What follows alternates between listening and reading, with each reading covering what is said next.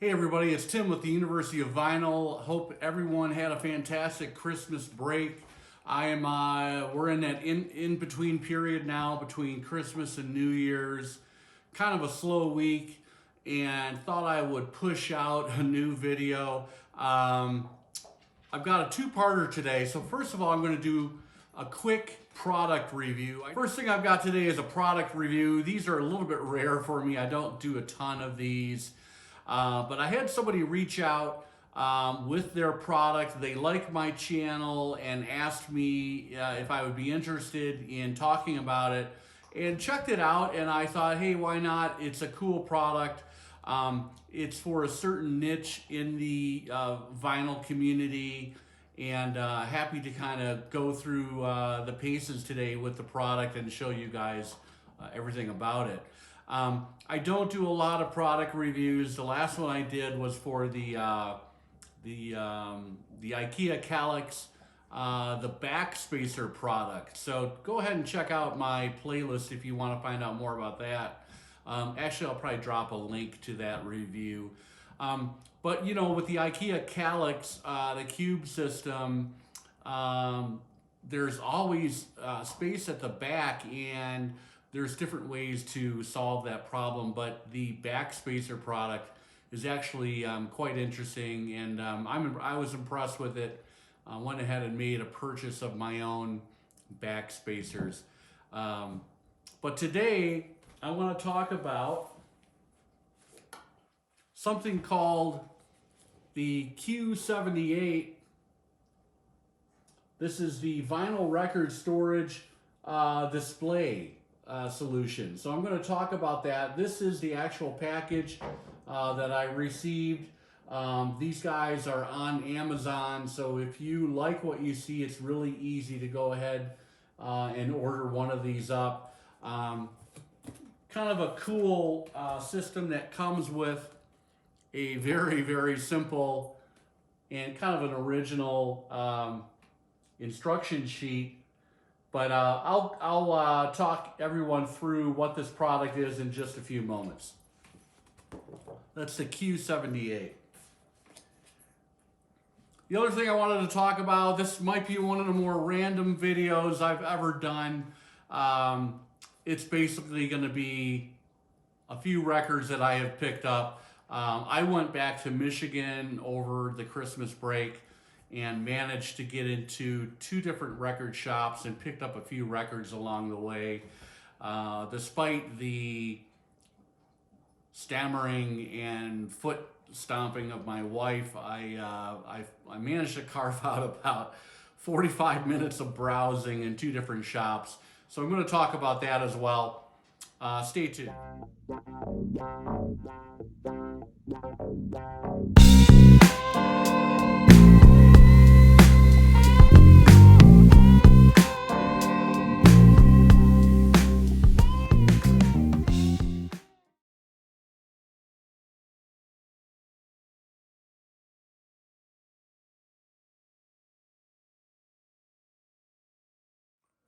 The Cue78 is super simple to assemble.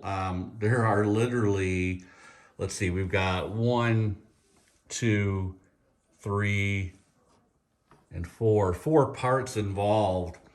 And those 2 stabilization parts just basically slot right in. So there it is. It's really simple. Kind of a cool design. Comes together in about 3 minutes. Yeah, but the Cue78, after about a 3-minute setup process, kind of a cool little, like they say, Cue78, you can have your albums kind of queued up.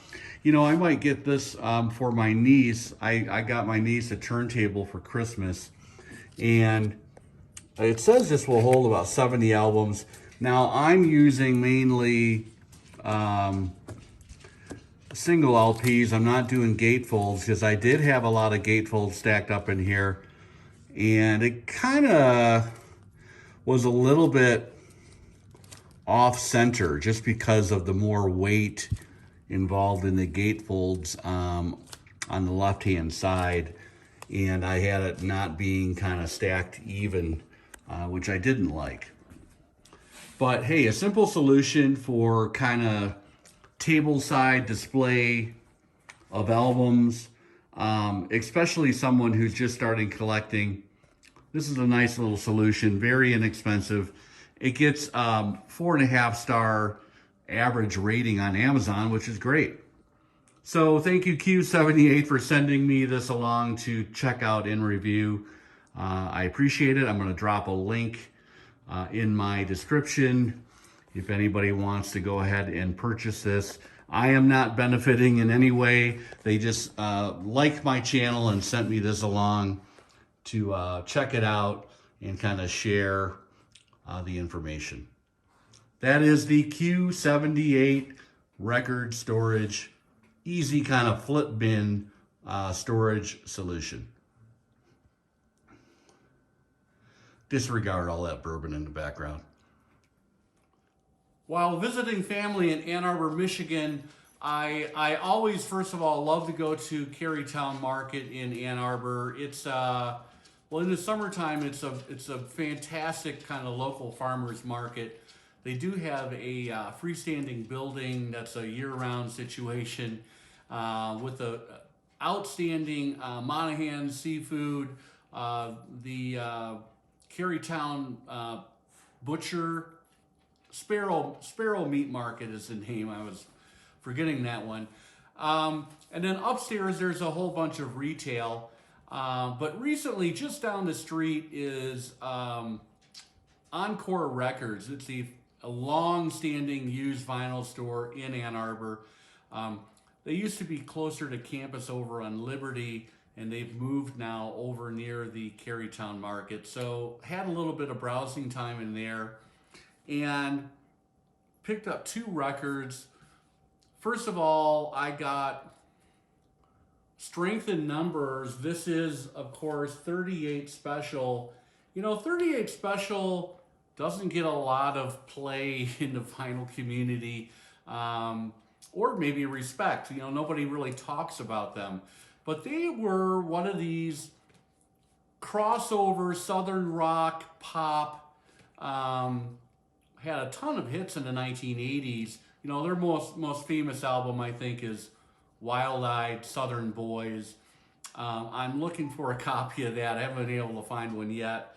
But this was an album that came, when was this? This was Strength in Numbers. I want to say this is 1984. Produced by the hitmaker Keith Olsen. And you know, we've got a few good songs on here. Somebody Like You was one of the big hits, I think, off this album. Once in a Lifetime.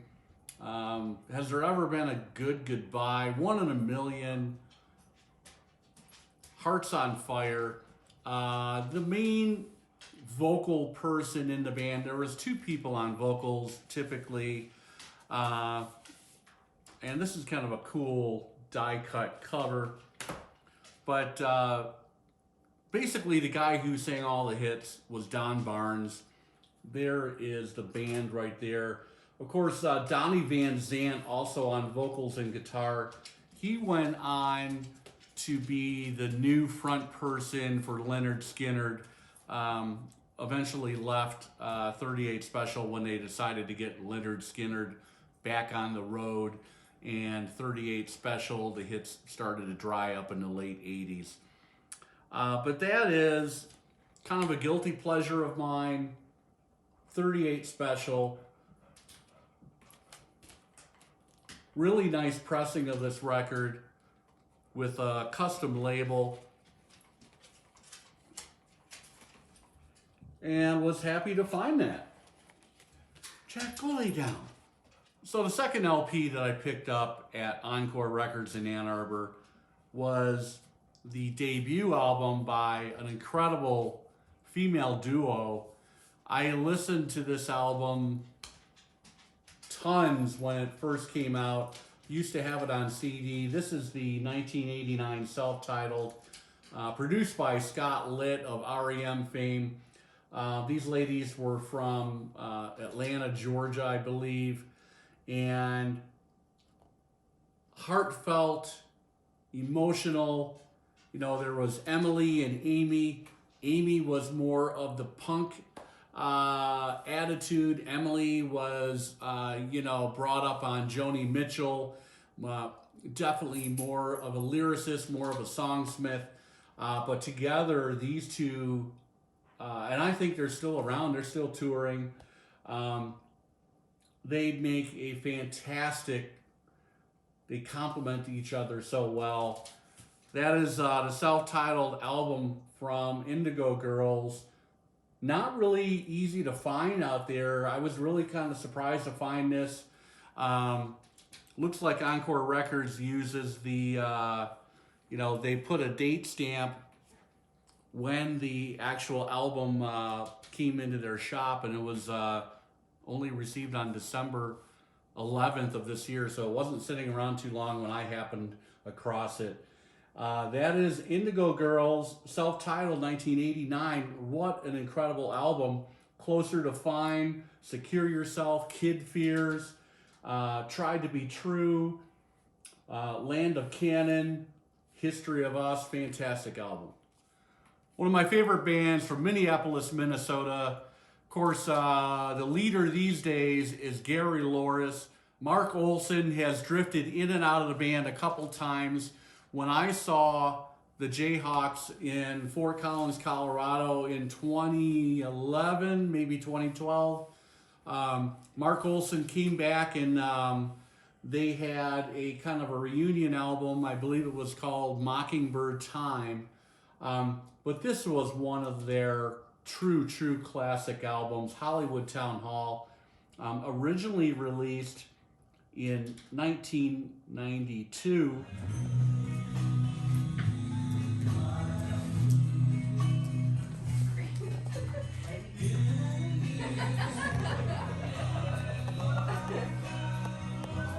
This album was just chock full of fantastic songs. This was remastered by Kevin Gray.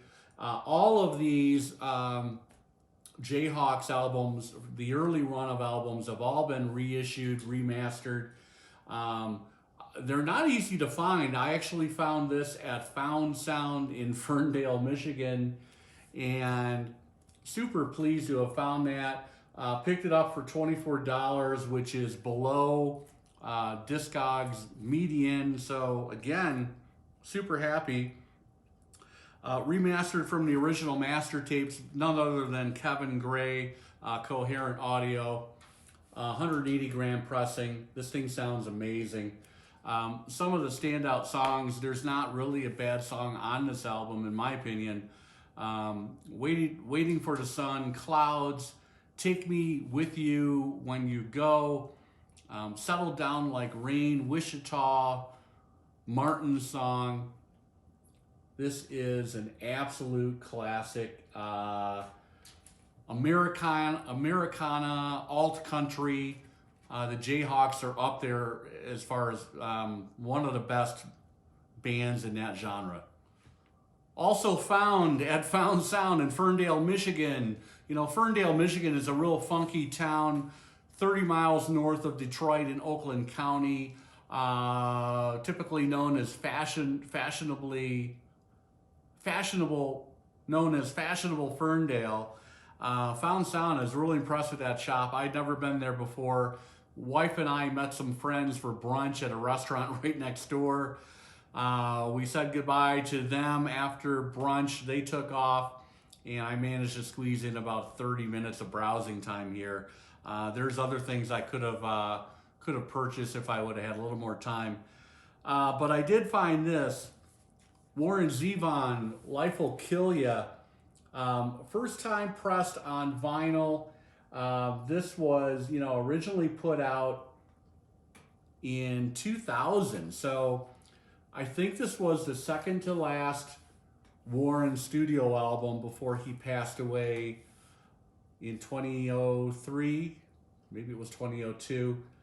But this has got, I was in the house when the house burned down. Life Will Kill Ya, Porcelain Monkey, fantastic song. I'll Slow You Down, back in the high life again. You know, this is a really good cover. I love what Zevon did with that song.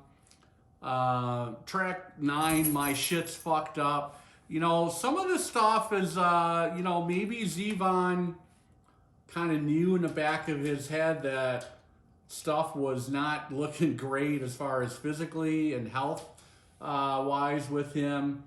Another song, Don't Let Us Get Sick. So a little bit of foreboding on this album. This is a fantastic album. Originally had it on CD. Was really kind of surprised to find this. And gonna give it a listen soon. Haven't even opened it up yet. Warren Zevon, Life Will Kill You, first time on vinyl. Back in the early 90s, there was a huge movement happening in Chicago with Liz Phair, Urge Overkill, Smashing Pumpkins, of course, Material Issue, and another band got signed to Sub Pop. That was Red Red Meat. This is a reissue of their double album from originally released in 1993. This is Jimmy Wine Majestic. This is a fantastic, grungy, think, you know, early 70s Stones. Very, very similar vibe. A little bit of Exile on Main Street situation. The sound wise on here. Tim Rutelli was the lead singer. He moved on to form another band, which the name is escaping me right now.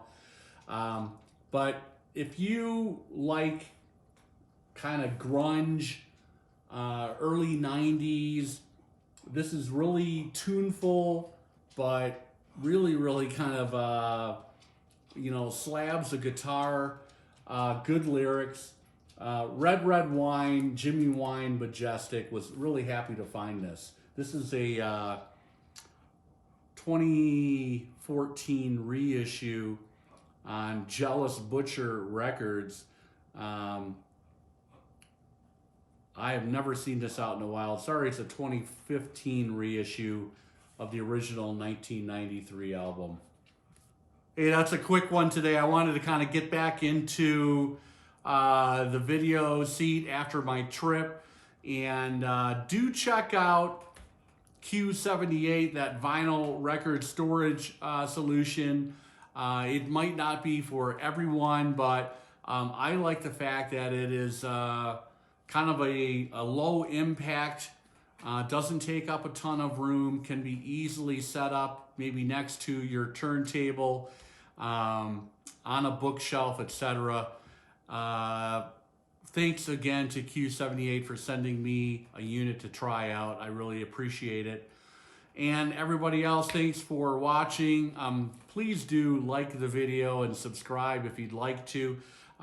If you do subscribe, you'll be notified whenever I put up a new video. I do a couple of these a week. And everybody, wishing you all a very, very happy new year. I don't know if I'm going to put up another video between now and Friday night. If not, I'll be back very soon though. Have a great evening.